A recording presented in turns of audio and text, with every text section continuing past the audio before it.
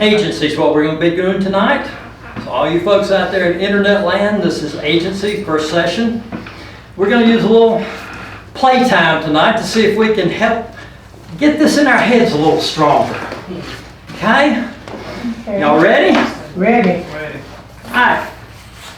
As we start our relationship with anyone, you meet someone in the grocery store line and they see your name tag, they're going to start talking to you.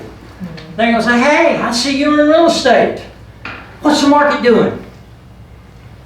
Well, you're talking to them now. You've opened communications with someone. You have no relationship with them yet. But the fact that you have a real estate license, you have responsibilities to everyone you meet. Just because of that license, you've got to answer their hard questions. And they're all going to have hard questions. They're going to ask you things. HARD is our acronym for the duties that we owe everyone. We must be honest. You lie to no one. They will yank your license for lying to people faster than the ink will dry on it. You've got to account for all funds that come into your hands. We'll talk about escrow money and all that later, but right now you're responsible for that money. If it drops in your hand, you're responsible for it. And we'll teach you what to do with it. Reasonable care. Would you want reasonable care from someone working with you? Yeah. They want it from you too. And you owe it to them. At least reasonable care. That doesn't mean you got to rent a limo to take them around to every house. But you got to give reasonable care. Last is disclosure. There are a lot of things that we have to disclose. First is, I'm a real estate agent.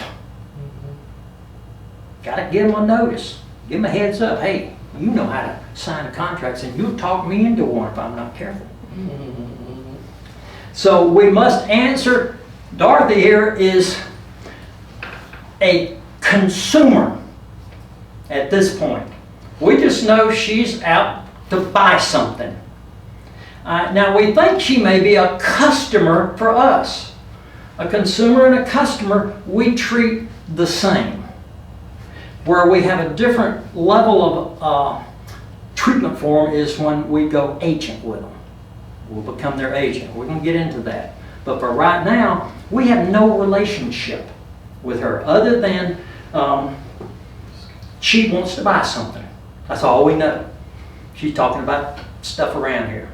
So we don't know anything else about her. We had an interview, don't know any confidential. All we know is she's in the mood to buy something. Kind of know, she's got a house going away. She may have some insurance money. We'll find those things out. But first we got to treat her right. She is non-agency. That's why we start with everybody. Non-agency. Just transaction broker is another word for it. Our hard questions, got to answer them. Got to answer them for her. What she can also do is ask us to show her some property. We can do that. She can ask us about financing. We can tell her about that. Not real deep. We don't have mortgage license, but we will learn enough about financing to put her on the right track for what kind of financing she needs. Last, we've got assisting in writing an offer. We just met her at the grocery store and she said, hey, I've been looking at this house. I want to buy it. Can you help me? Can you? Yes, you can help write that offer. You don't have to be her agent. You are what's called transaction broker or facilitator. You can help them write an offer, not being their agent. But you still owe them all of this. You've got to answer their hard questions. You must also present all written offers in a timely manner. Okay? She asked you, help me write an offer. And you said, okay. I'll sit down and wrote an offer. And you said, I probably need to get this on to the seller, but I'm just so busy watching TV tonight. Uh-oh, we got a problem there. Because the law now says you must present all offers in a timely manner. That means you did it now, get it on out. Don't wait till tomorrow, or especially you've got another client that you might be able to sell this property to at a higher price and make more money. You ever hold one of those offers back and you're going to be in trouble. You have to treat everyone very equally consistent. So not being, can I ask a question? Yes, please. Not being, her not being a client, and if I have a client that has an offer on the same property, would I not go to the client and I haven't got Okay, well, all right, let's address it. Marshall's question is, she's not a client, but you have another client over here that wants to make an offer on that same piece of property. Is that right? All right. When we get into agency, we're going to have this thing called loyalty. We don't have loyalty with her. Okay. We have loyalty with our client. Gotcha. Okay. And we're going to, as we walk across here, we're going to uncover all these little things. Okay? When you start with someone, at first contact, before any confidential information is exchanged, you must present this form right here. It's called a RECAD form. RECAD means Consumer Agency Disclosure Form. You have to disclose this. This is the one thing you've got to disclose. Everybody has to have one of these when you first meet them. Most of the time it doesn't work that way. You don't shove a piece of paper in somebody's face when you first meet them and say, sign this. They're not going to do it. And if they won't, that's okay. What you're going to do is you're going to take that piece of paper and you're going to put your name on it, their name on it, the date you met them, and you're going to put that in your file. That's just as good, because the Real Estate Commission comes in here and they are after certain things in the file. That's the first piece of paper they're looking for. Did you present this person with a RECAD form? If not, you're in trouble. Got to do it. All right? Got that? Over here we got how we, here's how we can work. Oh, wait a minute. I see something I missed here. You, let's see what this thing is. Maybe pull that up a little better. If you have a personal interest in that property, you got to talk about that. Besides, presenting all offers in a timely manner, you also, if you got a personal interest, you've got to put that in there. Put it in the listing agreement. Agent-owned interest. Put them on notice right up front. And then you're going to have it in the contract as well, that you own part of this property. Full disclosure. Got that. Now, we have no relationship with her right now, correct? Correct. It's called transaction broker or facilitator. You're just there to help. It's kind of like the clerk at Walmart. They're just shoving stuff down the aisle, the conveyor belt there, and they ask you, how about those beans, any good? They don't know. They're just shoving stuff down the pipe. So that's how we're working with her right now. We have duties to her. We're going to answer her hard questions. But most people don't want that kind of a relationship. They want you to represent them. Help me. Answer my questions. Tell me what the house is worth. They got a lot of questions. So they're probably going to want to go to what's called single agency. Single agency, there are 4 ways that we can work with people. We're working with her as a transaction broker, non-agency. Now, we're going to go to agency now. We're going to get away from non-representation and we're going to move into agency where we have more responsibilities. The way we can work as agents is either as a single agent. That's where we're working with just one party. If I listed your house for sale, I would be your single agent. I would be representing you, no one else. I've got loyalty to you.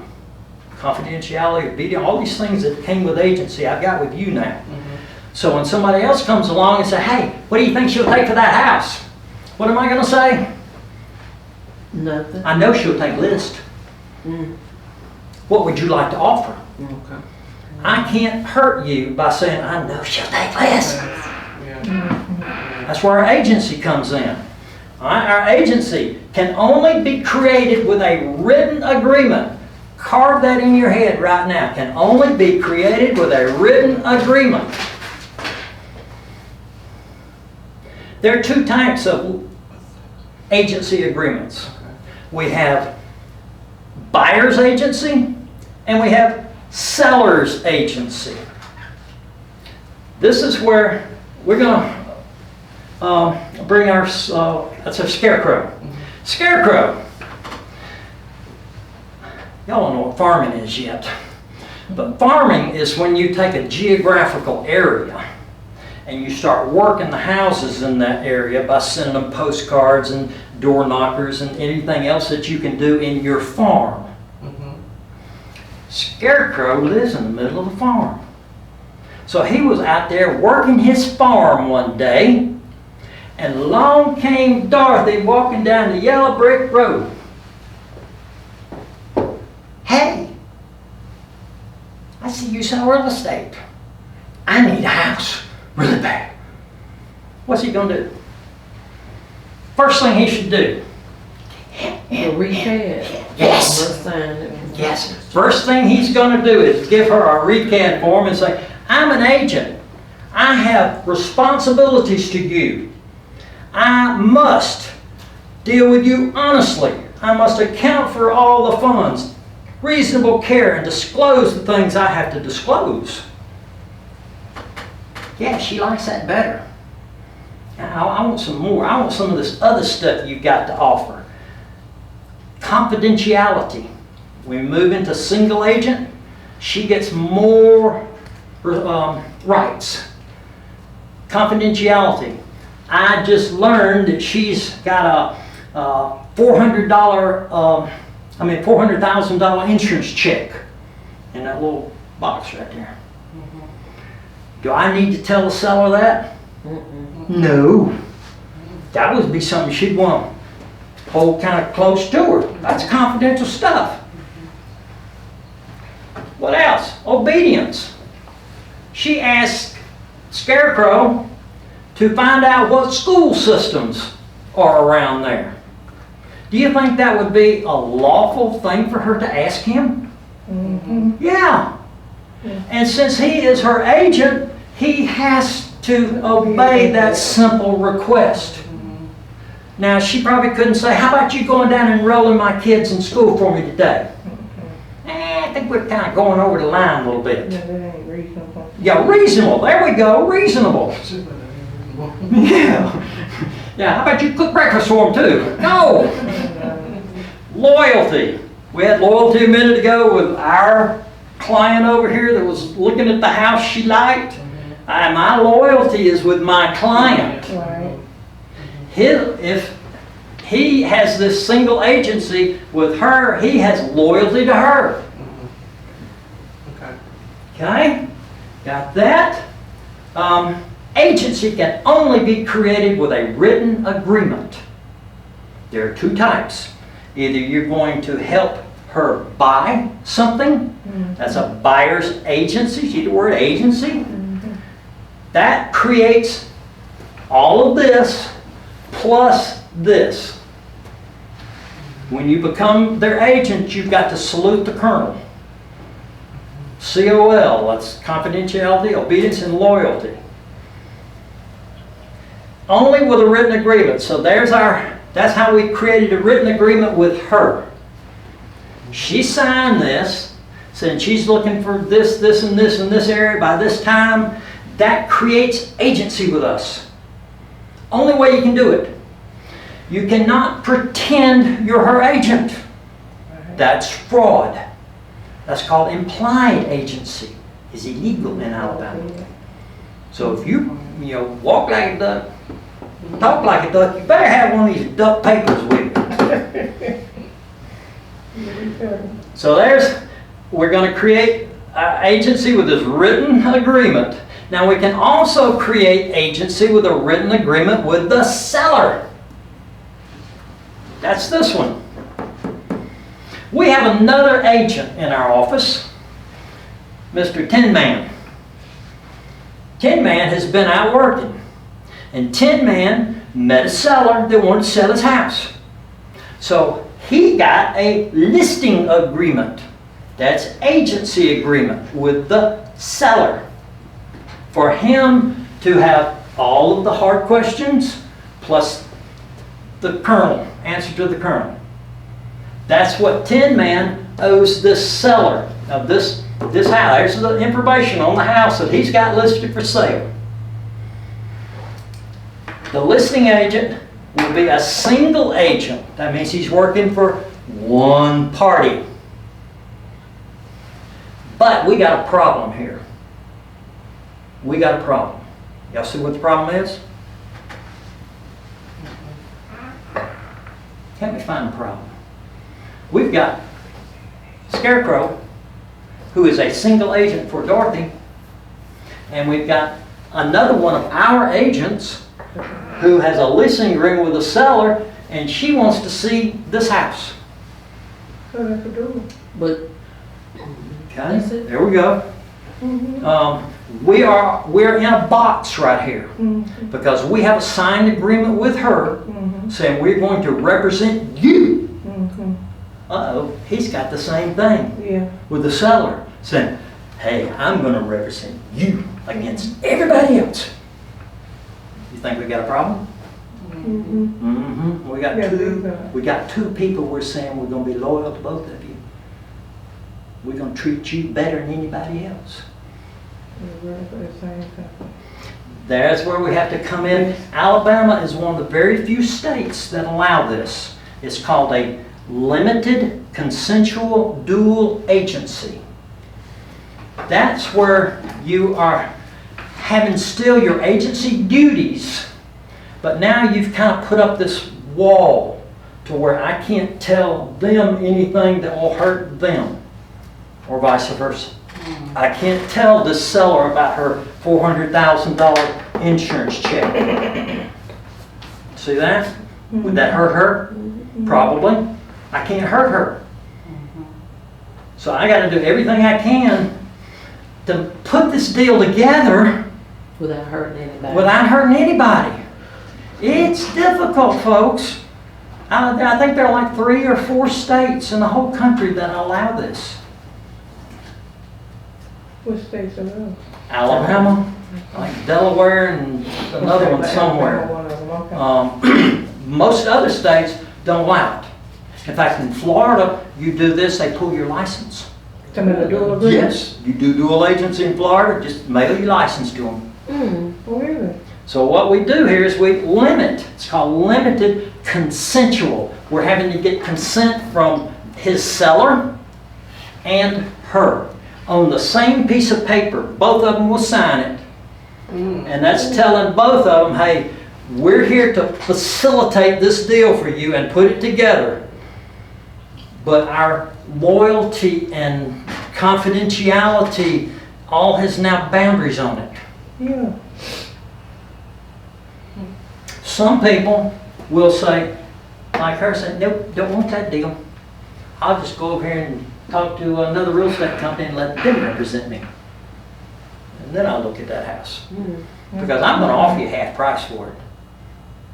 But can she do that if she's signed with the single agent person?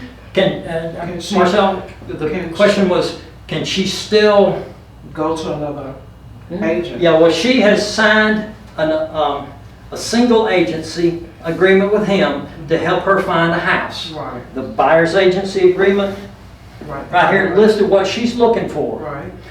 This is a personal service employment agreement. Can be canceled by anyone at any time for any reason. She doesn't like you anymore. You think she's going to keep working with you? No. No. You won't return her phone calls. She'll call somebody else. I promise you.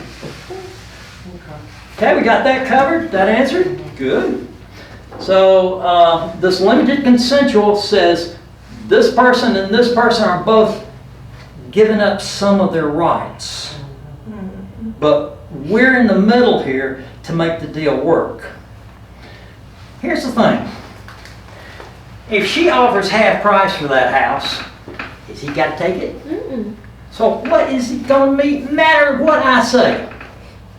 God said, yeah, I think you should take half price. No. I still have to protect them. Our number one rule in this business is, as a licensee, you must protect the public. Didn't say protect you, protect the public. And that's what we do with this one. We say, okay, here's the deal. And I promise you I was working just for you. I promise you I was working just for you. Yeah, now we got to limit that a little bit.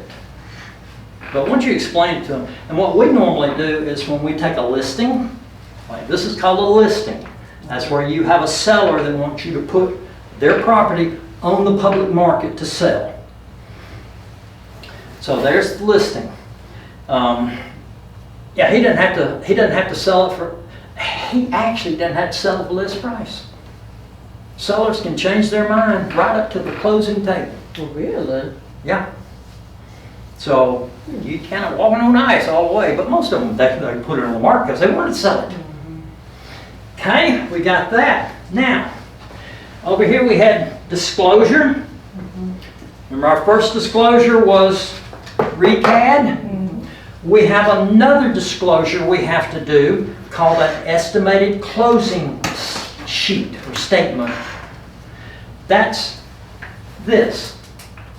What you do here is you take the contract and you go down through the contract and you list what's the selling price. And then you list the things like the cost of an attorney to close it, the cost of the title. Do they want this? Do they want that? What all is involved with the money? And then you shake it out and there's a bottom line down there. That's what she needs to know. I got to have that much money to go to closing. But You know, they're actually- isn't that the responsibility of the lender though? No, not on us. They have a different set of rules they're under. We're under Alabama real estate law. Alabama real estate law says disclosure includes RECAD, net sheet, if the house was built before 78, lead-based paint. We'll get into some more, but right now, these are the ones that we got to deal with agency. RECAD and then net sheet. Net sheet's based off a contract. Okay, I think we've covered everything there. Y'all think we covered everything? We missed Vanessa. Yeah, we missed you over there. You didn't have anything. Wait, What happened? It said new agent is afraid to do anything. I am not. Oh! Because I'm already told, I got on Facebook and let everybody know that I started my real estate school on Monday. I told everybody at my doctor's office when I went to the doctor today. And I told them, give me a year and I'll come back and sell your house. Hopefully it'd be about 3 months. No, don't take me too fast. But when he's just scared, you remember he's the one who needed courage. So that's why we got him over here. Because here I've got 30-something agents here. Only about 5 of them work. Well, I'm gonna be working, see. Why so few? They get jobs. They're just waiting, like the guy I just mentioned, he's waiting on the phone to ring. Hey, can you help me do this? You're not gonna make much money in this business if you're just waiting on the phone to ring. So that's just kind of like the little side part-time Yes. kind of thing. So see, we've got Scarecrow here. He's in his farm every day, working his farm. He's in there weeding it, feeding it, watering it, taking care of it. And then when somebody walks by on it, And he do his field. got him. Gotcha. Now, let me tell you what I can do for you. All right, we went through it. Now, let's start back over here.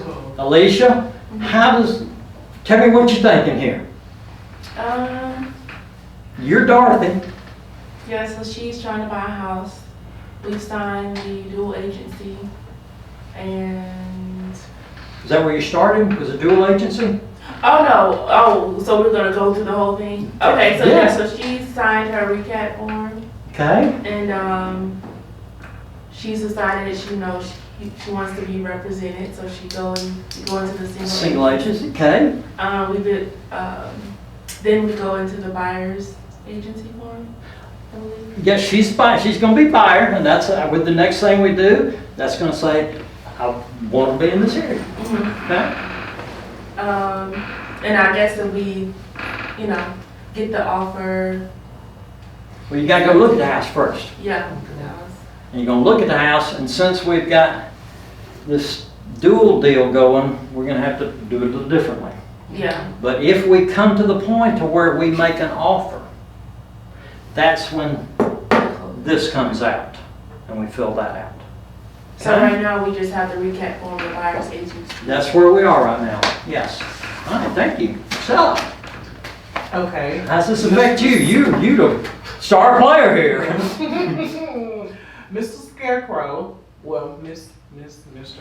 Scarecrow is out farming and see Dorothy come along, and she's wanting to purchase a house. My first thing is to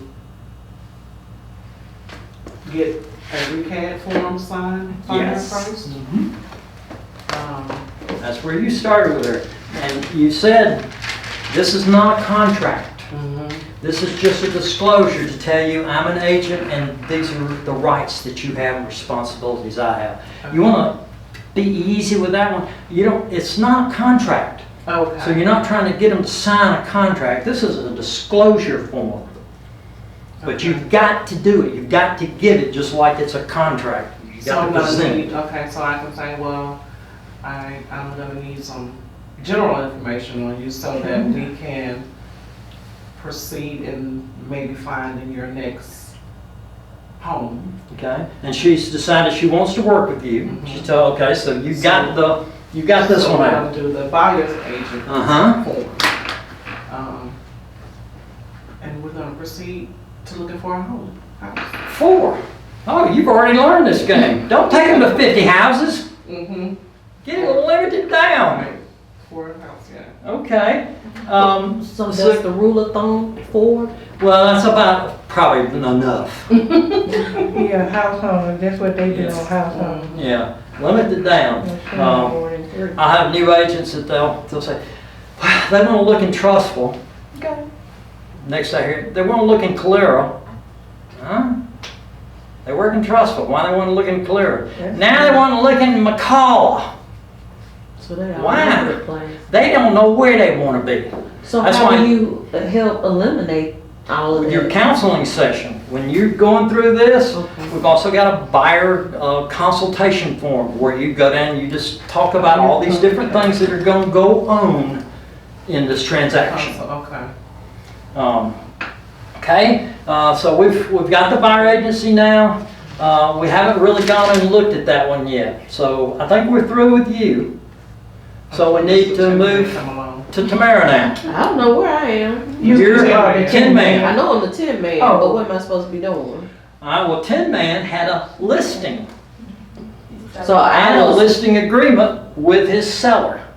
okay. And Scarecrow called you and said, hey, I got somebody who wants to see your house. You got you got a contract on it right now? And he said, no. And you say, okay, do you have a limited consensual duel with your seller? Because that's part of our package. When we take a listing, we just go ahead and put one of those in there. So we go ahead and explain it now. Okay. So I don't have to explain it when it's pressure. So that's just if you're listing a house for a seller. Yeah. You want to include Go that. ahead and put that in your package Okay. because now we need it.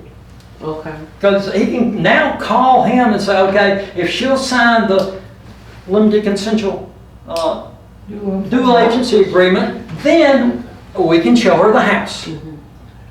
So it's better to do the limited consensual dual form when I when the seller, when the Yeah, you're right. agent Right? List lists the property. Correct. Or Okay. sell Doesn't it. that happen like all the time though? Because aren't you always looking for buyers?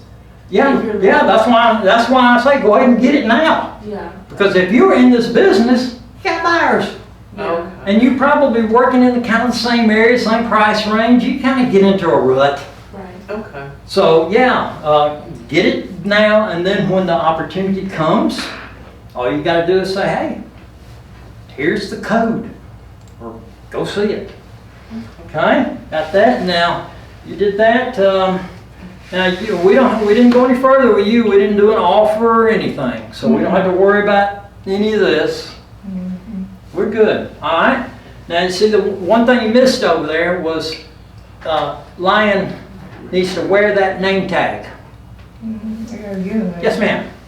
Do you do the closing form at the time the offer is made, or Yes. once the offer is accepted? There's going to be a counter. You're going to make an offer, and you're going to create a closing cost estimated from that offer. Then they're going to counter that offer, and it's probably not going to be in writing. It could be email. The other agent and you will be doing all this. Y'all will work it out. You'll have the offer. You've given it to your seller, and the seller says, no, but I will do this. So you call the other agent back or send them an email. Everything's better in writing. Send them an email saying, we can't do that, but we can do this with the same terms. Gotcha. And then they're going to go to their buyer and say, here's what they came back with. Counter offer. The counter offer is what that's called. Now, according to the law, you are to revise this with the new numbers. But very little is going to change on that. Your price will change, the commission will change, but it's probably just going to be, instead of, what is this house listing for? $89,000. Well, they may finally end up settling in at $88,000. Okay, well, there's not going to be a whole lot of difference in the title cost or the recording fees, or inspections don't change. Most of this doesn't change. But you are required to change what does change. This has to be in the file as well. The original. Well, you just got to have a piece of paper in there with all this number on it. You I'm can have a saying, copy. do you keep all the revisions? Well, you've got the original, and probably what you do is just strike through it. Like on a contract, you strike through the price with one line, using a different color ink. Blue preferably, because everything's printed in black. You can see everything you did in blue.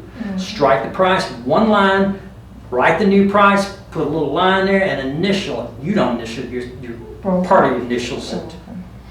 That's changed now. The other person, when they get that back, they say, okay, that's everything that we talked about, I'm good. And they just initial and we're done.